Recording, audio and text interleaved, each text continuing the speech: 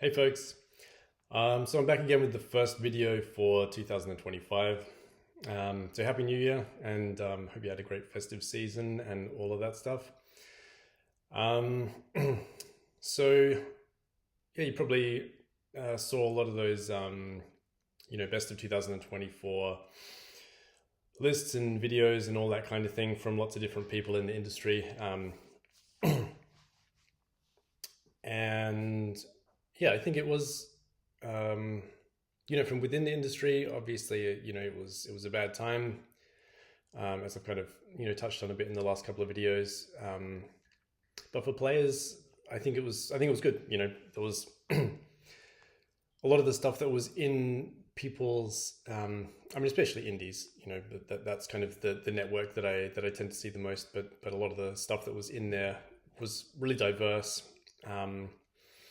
In terms of genre and gameplay, and even kind of fidelity. There wasn't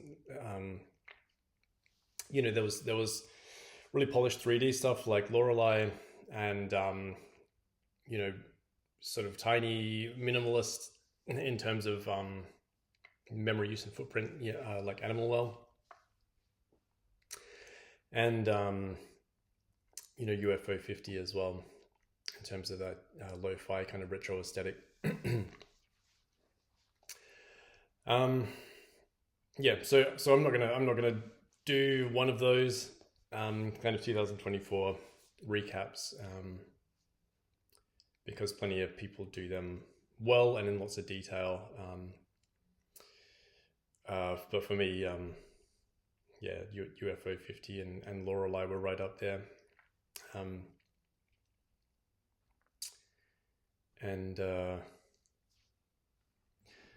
yeah, Animal Well as well. I don't know. I feel like for Lorelei and Animal Well, if I went in depth about those, my reasons for liking them would be very different. But I don't know. I find that a lot, that as a game designer, you both like and dislike things for very different reasons, because you just tend to pull things apart, and which can be good and bad. Sometimes something that works as a whole, when you pull it apart, you can easily kind of hold up one bit, hold up one limb of that dismembered corpse of a game and say, this doesn't work. But of course, when you if the whole is greater than some of its parts, then it's easy to just take one of the parts and say why it's bad. But the bottom line is, if it resonates with people, it resonates with people. So, but from that, what did inspire this partly, what I want to talk about, is playing Caves of Cud. So I didn't even know, I wasn't keeping track of that they were doing their 1.0 release at the end of 2024. But I had, so from way back, a few years ago, I read Derek Yu's Spelunky book, and he talked about the NetHack influence, like the direct influence that NetHack had on him designing Spelunky. And I didn't know anything about NetHack or even much about roguelikes at that time. I knew the term, and I knew some of the indie, Spelunky and FTL and stuff like that. And I had seen Rogue, but if you just look at Rogue without knowing anything about it, you can't get much from what's going on. You have to sort of delve in and understand it a bit. So anyway, that kind of led me down this path of really deep diving into roguelikes as much as I could without. I tried to play a few, and I felt like they weren't for me. But don't be offended if you're a roguelike fan, because I'm going to get back to Cud in a minute. So, and being a Mac user, there's no kind of easy or reliable way to play NetHack on a Mac.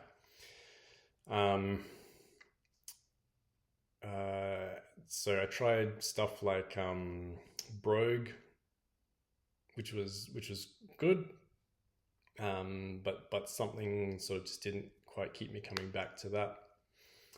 But again, it was just not having enough context to understand it. Like I think if I went back to Brogue now, I would enjoy it a lot more, I think. So anyway, all that kind of research eventually led me to CUD, which at that time, a few years ago, was in early access. So when I saw that it had a 1.0 release this year, I was like, hang on, didn't I buy that a few years ago? So I dug it up. It was on a different Steam account. So I dug it up and started playing it. I'd only played it when I bought it on early access. I only played it like once or twice, and died like so quickly, and again without any context. Those deaths they're pretty heavy deaths. Even if you don't get very far in the game, you've still invested quite a lot into it.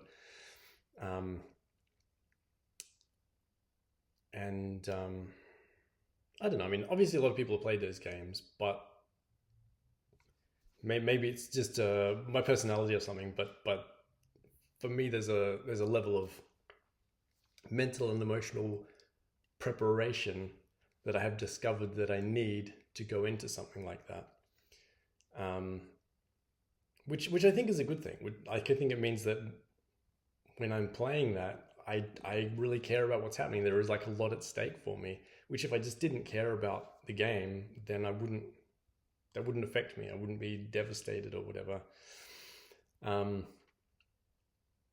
So that's kind of a bit of the journey that CUD has been taking me on, which has been really interesting, because you see people a lot talking about, especially since it's 1.0 release, talking about all the crazy stuff that's in it.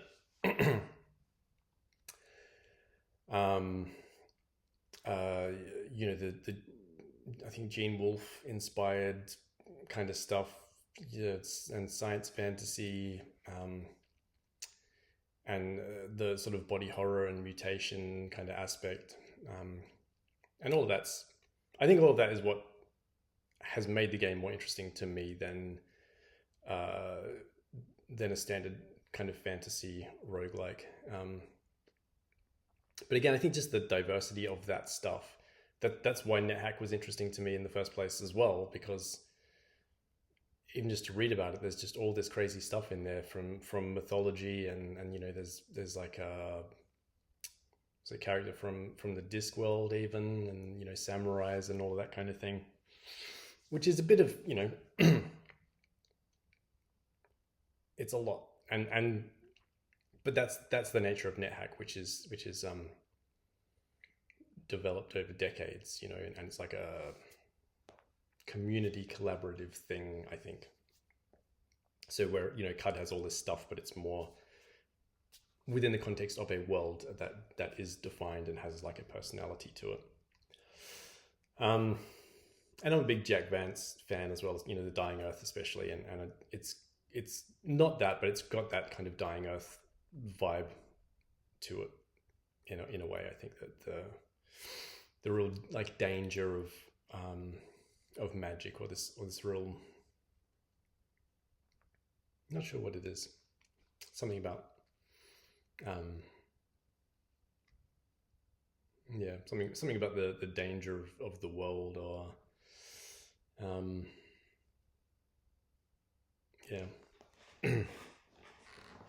anyway, so the point that it has brought me to is this idea of thinking about like a simulated game world. So CUD is there's a lot of, I'm not sure how they would describe it, but it's it's a deep simulation. A lot of aspects are simulated. There's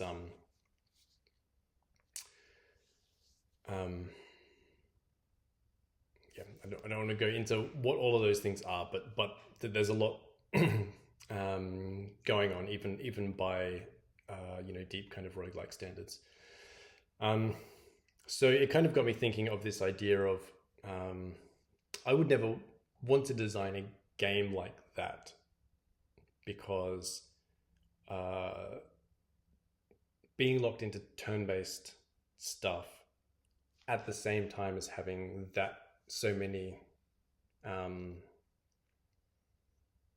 affordances and dangers and whatever in the gameplay, those two things are in opposition for me. I've done turn-based stuff in just in terms of circuit barns, right? So where you're not thinking about turns that much, because it's mostly just your avatar versus a lot of objects that don't have any movement or don't have any AI on their own. And so the thought of that all, blowing out of proportion and having to deal with turn-based AIs, and then who does what versus scheduling all of that, would be too much, and I would rather do that in a dynamic context. So back to my point was that so I started thinking about how you could break that kind of down into, so playing a bunch of card and then exploring in my mind the way that all those different units are interacting with each other, and seeing card as like this big kind of mystery box, but then actually playing it and getting to understand it bit by bit. And there's so much to understand, and understanding, coming to formulate a picture of the way that things are interacting on the grid and into turns. So that got me kind of abstracting things into like a Conways Game of Life type of thing, where it's like that Conways Game of Life, if you don't know it, it's just a grid. It's not a video game. I mean, you can make an interactive version of it, and lots of people have. But it's basically just you can map it out on a grid, and it's just that each cell of a grid has rules about whether it will continue to survive or whether it will die, based on whether other cells on that grid are adjacent to it or not. But with very specific rules about those adjacencies. So it's kind of I'm sure it's not as minimalist as you can get, but it's an extremely minimalist idea of conception of this kind of grid-based, boiling things down to their simplest, a unifying theory is what I'm trying to say. A unified singular theory of like, here is a thing. I was going to say one rule, but it's not actually just one rule, but it kind of boils down to, it's just a couple of rules, and it boils down to just one response, which is a cell can either live or die, and that's all that can happen.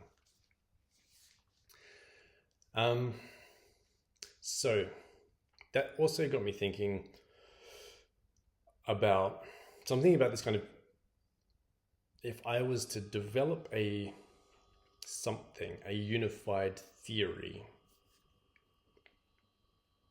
try and boil down some kind of world, like say an immersive sim,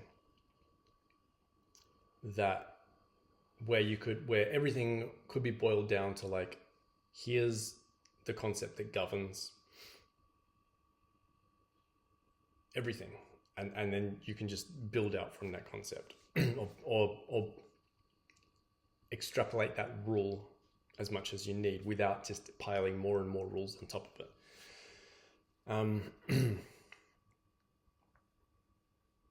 So it will be an interesting experiment. I mean, I'm definitely not looking to do that in the short term.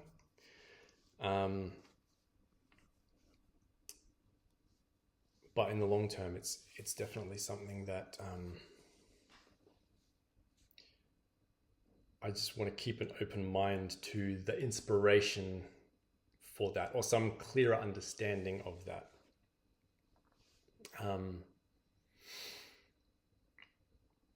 So, and again, I'm sure that it's been attempted or even probably done, you know, that there are video games that are as minimalistic or simple, have as simpler rule sets as something like Conway's Game of Life. I can't think of any off the top of my head, but you know, there's probably something buried on itch somewhere or something like that, which no one's ever heard of. That's incredible. So it got me thinking of what in the meantime is actually possible, what I have attempted to tackle and what I know that others have tackled in a similar way,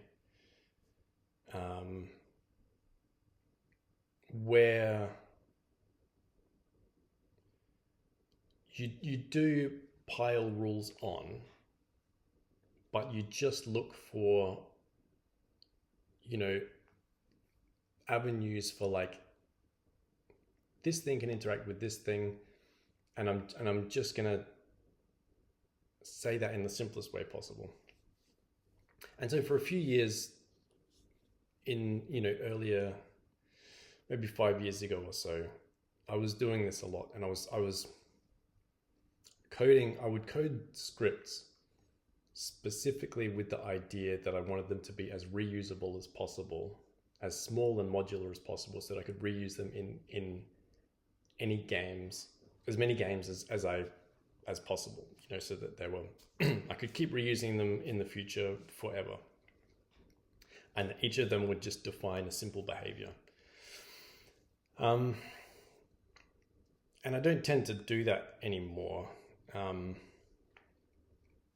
because what I found, and what I think is the real larger point that I'm trying to get to here, is that there were always exceptions that were specific to the context of whichever game that I was making at the time. So one of the most effective ones that had the fewest exceptions was a script for fire propagation. So if it was a dynamic game, like not a Sokoban, not a turn-based game, but a dynamic game like a third-person platform or a 2D platformer or first-person or whatever, I could just grab my fire script and chuck it in. I only had to hook up like a few things to, you know, some fire particles and whatever else. And I do still use that script years later. And it's simple, but it saves me, you know, 20 or 30 minutes each time from having to like write it from scratch and then retest it and all of that kind of thing.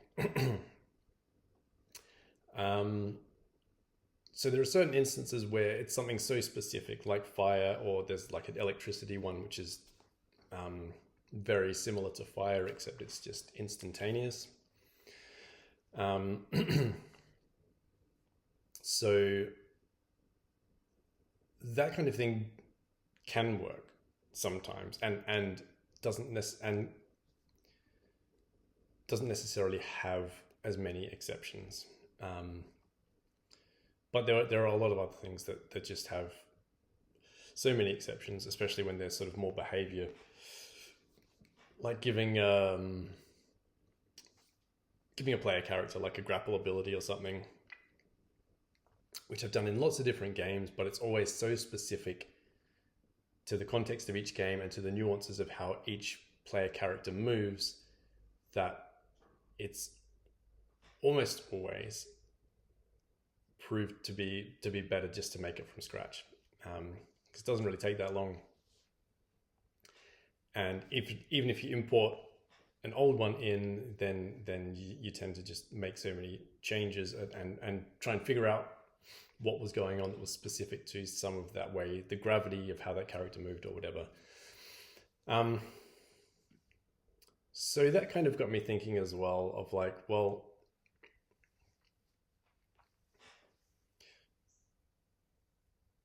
you know, when we use physics in games, we we pick and choose what we're going to apply physics to. Basically, except in very rare cases, no games are like, okay, every object has got physics on it and it's all simulated 100% of the time. That's just not how it's done, and it's not how it needs to work. Again, you could have exceptions to that, and you could have simple experiments or abstractions where just a game where everything's physics based. But generally speaking, it is wise to pick and choose when to do that. So it kind of got me thinking. I had seen someone in the last 6 months or so talk about this idea of, I heard them talk about this idea of,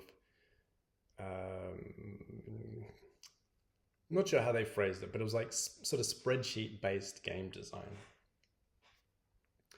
where you have, like your rows and your columns, and not literally designed on a spreadsheet, but that you could map out the interactions between things on a spreadsheet.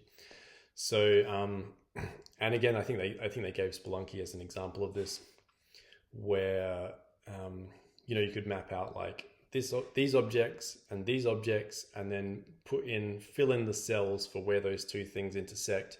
Of like, okay, when this object comes into contact with this object, then this thing happens.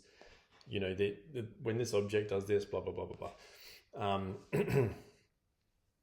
And so in terms of those kind of modular scripts and that way that I had developed of working for a while, that was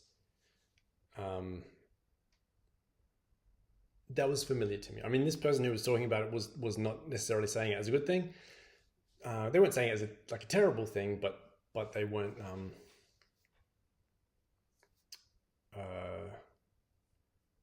They definitely weren't encouraging it as a good way of designing games. And again, I think it's based on context. I think it can be extremely useful, but as I said, not to start with a literal spreadsheet and go, this should interact with this, but as a way of thinking of like, these are all my entities, and these are the rules of how those things should interact. And I think a lot of that just can happen organically once you start down the path of designing a game like that. Where I was designing like a first-person roguelike, and both from myself and from playtesters, there were things where it was like, oh, I wish this could happen, that you're doing this thing. One of the great ones that came from a playtester was that there was an objective that explicitly stated that you needed to burn something. There were these wooden statues around, and you needed to burn all the wooden statues in the level. But figuring out how to manage fire is one of the tricky aspects of the game. You can find a torch and you can ignite the torch, but if you put the torch away in order to get a different tool out, then that extinguishes the torch, and so you have to kind of manage all these different things. If you go into a fan, like an Airstream kind of fan, then that extinguishes the torch. If you go into water, etc. So one of the playtesters was trying something. I was said, like, what are you doing there? Like, what can you explain? What's going through your mind? And he's like, well, I was trying to set my body on fire so that I could run around on fire, even if that hurt me in the meantime, but then just use myself to like burn this statue. I didn't actually implement it, but I thought that was such a cool idea that you kind of want that to work, and you have to kind of toss up, well, do I want to have to deal with implementing that, and how hard would that be to do? And I think something else maybe came from that player, or I saw them try something and I had to say, yeah, that's on my to-do list, but you can't do it yet. But I love that you tried it. Which was just that something about a lot of the collectibles that you find are in pots. So you're smashing pots, but you can also pick them up. And so they tried to fill a pot with water, um, which is a logical thing to do. Um, so that was just the framework of that game was just based on that you had so many, you were given such explicit objectives, and but the game offered so many different tools and resources, etc. So when you were figuring out, or if you knew that some resource you had but you wasted, and or something like that, then you would just going through your mind going, okay, well, what other way can I have to like solve this problem or to reach this place or whatever. And so that's where that kind of spreadsheet type of design, starts to happen organically and just kind of makes sense. So,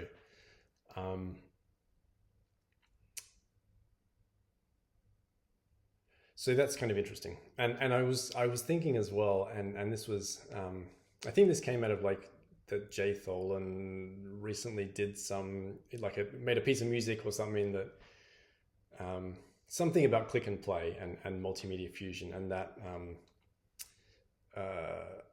trilogy of those pieces of software. So if you don't know it, the click and play was like a piece of game development software in the 90s where you didn't need to code.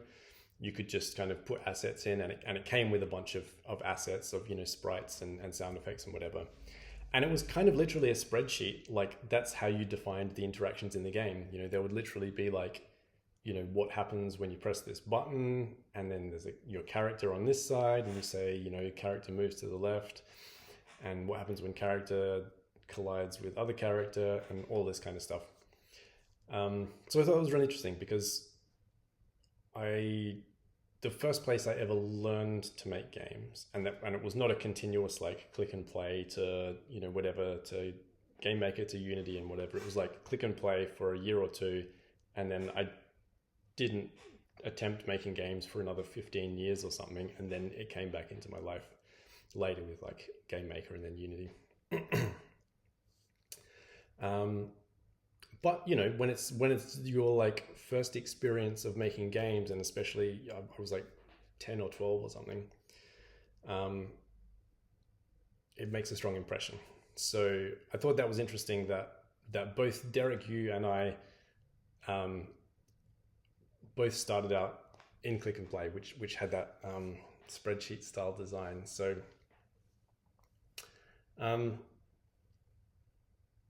that's really interesting. So, but kind of what I'm interested in coming sort of full circle to in this conversation, but in my career and development, is this idea of, again, what the experience that I came away from playing Caves of Cud with, and how it relates to this spreadsheet style of design. I wish I had a better word for it than that, but defining the relationships between all these different entities, style of design. Actually, that's even worse. That's even more vague. Is like boiling it down to, could you find this kind of simple, singular theory, like Conway's Game of Life style theory,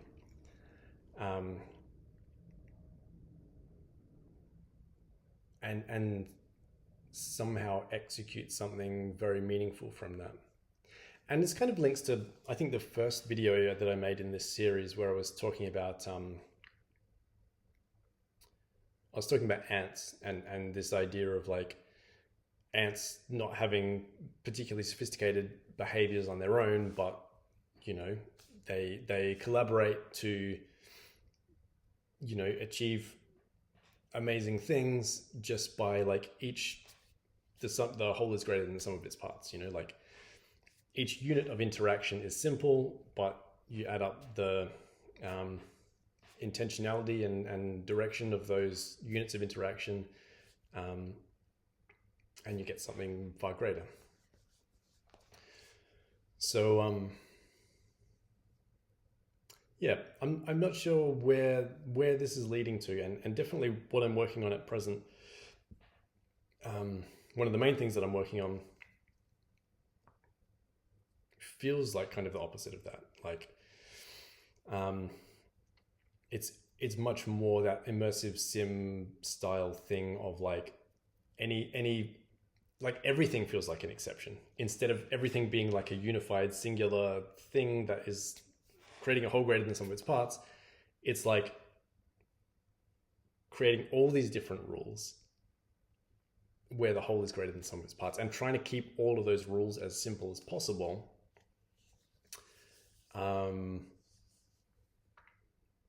But definitely in no way achieving this idea of like building from the simplest unit possible,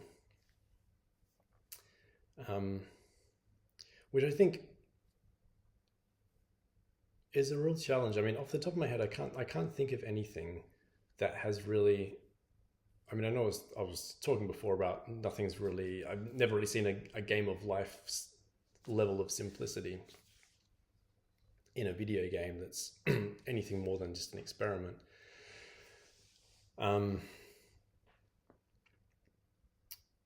But to get away from designing games that are just exceptions upon exceptions upon exceptions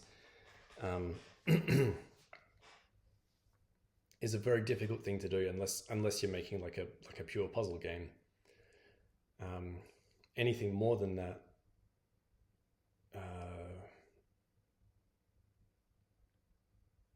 no, not even necessarily a pure puzzle game, but something that's primarily a puzzle game, but with a very singular focus on, like a very Steven Sausage Roll kind of focus on like, this is the mechanic or the very small set of mechanics that we're going to try and keep everything to just being about that.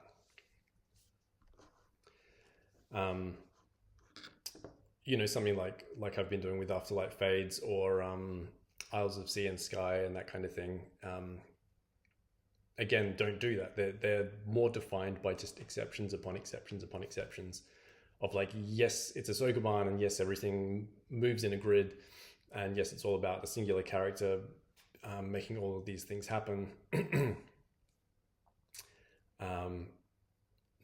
But the rule sets are pretty huge of like, what's interesting about those games is that you have to stay on top of the rule set evolving.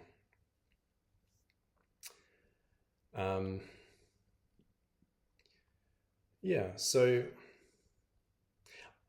I feel like, and I don't want to start a new concept. I want to kind of wrap up this thought here. I don't want to start a new concept, but this kind of ties into this idea of something that I've been wanting to talk about, but I haven't yet, which is about the difference between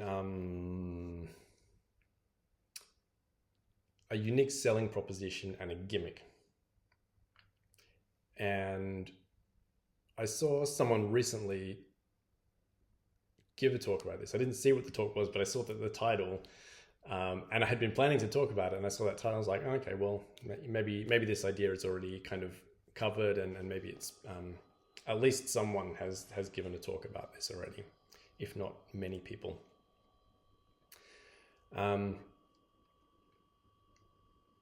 But that definitely ties into it in the sense of like, if you come up with that unit and say that everything is this, Conway's Game of Life style unit of like, we extrapolated this simulated world out of this singular idea,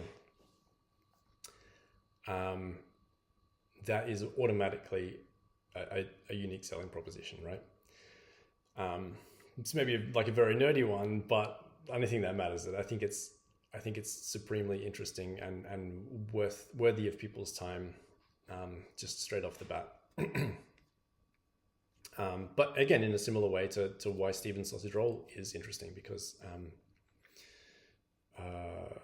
it keeps itself to to the razor bridge, you know, that narrow thing of like, we're going to achieve great things, but we're not going to go outside of these strict limitations that we've defined. So I'll leave that thought there. I might pick up again on that gimmick versus unique selling proposition idea, but I have to find a good way for myself to frame it, because otherwise there's a lot of bitterness there for me, which I don't want to. I don't want to be speaking from that point of view. I want to be more constructive about it, because as an indie who's developed lots of ideas, you inevitably hear from a lot of well-meaning people, but also a lot of undermining people who will say to you, boil it down to your elevator pitch. Tell me in one sentence why this game is interesting. And of course, if you've spent a lot of time creating something that's got all this nuance and it's got all these great ideas and they are held together, they do have like a central, you know,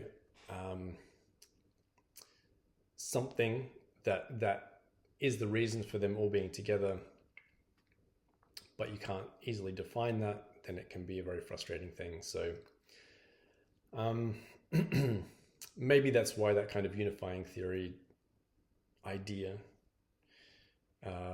is useful to sort of have somewhere in the mind anyway, of like, it's a good point of reference. It's like, how close am I to this? You know, if this idea is out here and it feels like a hub and spoke where the things at the end of the spokes are not close enough to the hub, then how much closer can I bring it into this direction of being Conway's Game of Life? So that seems like a good place to wrap it up. So thanks, and you know, like and subscribe, etc. And yeah, I will see you next time.